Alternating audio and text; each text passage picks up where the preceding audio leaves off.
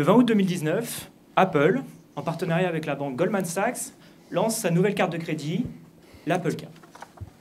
Quelques jours après son lancement, l'Apple Card se retrouve au cœur d'un scandale.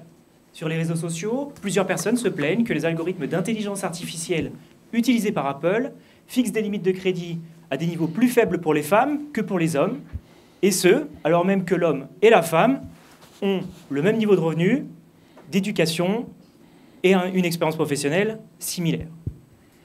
Parmi ceux qui dénoncent cette discrimination figure un nom emblématique, Steve Wozniak, cofondateur d'Apple lui-même. Face à la controverse, le département des services financiers de l'État de New York ouvre une enquête afin de déterminer si oui ou non les algorithmes utilisés par Apple discriminent envers les femmes. Cet exemple, loin d'être isolé, met en lumière un phénomène majeur. Aujourd'hui, l'intelligence artificielle est largement utilisée par les entreprises et les administrations publiques afin de conditionner l'accès à des ressources fondamentales. Aux ressources financières, on l'a vu, à l'emploi, grâce à l'analyse automatisée des CV, et lorsqu'elle est utilisée au sein des applications de rencontres, à l'amour. Et même l'Europe s'en mêle avec sa nouvelle réglementation, l'IA Act, entrée en vigueur le 1er août 2024. Un des axes majeurs de préoccupation évoqués au sein de cette IA Act concerne les potentiels biais de discrimination que ces algorithmes peuvent engendrer, bien illustrés par le cas de l'Apple Card. Un deuxième axe de préoccupation majeur concerne le manque de transparence des décisions prises par ces algorithmes, souvent considérés comme des boîtes noires.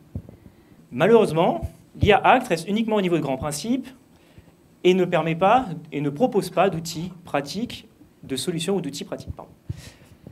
Dans ma thèse, je propose donc de tels outils, et en particulier, j'en propose deux.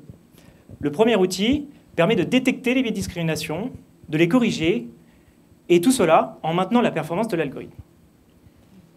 Le deuxième outil permet de lever le voile sur les décisions prises par ces algorithmes, afin de comprendre pourquoi un algorithme est en capacité ou non de distinguer un bon payeur d'un mauvais payeur. Ces outils permettent ainsi d'aider les institutions financières et leurs superviseurs à s'assurer que les algorithmes utilisés pour évaluer votre solvabilité ne prennent pas de décisions discriminantes et que ces décisions puissent être expliquées, comprises et donc contestées si nécessaire.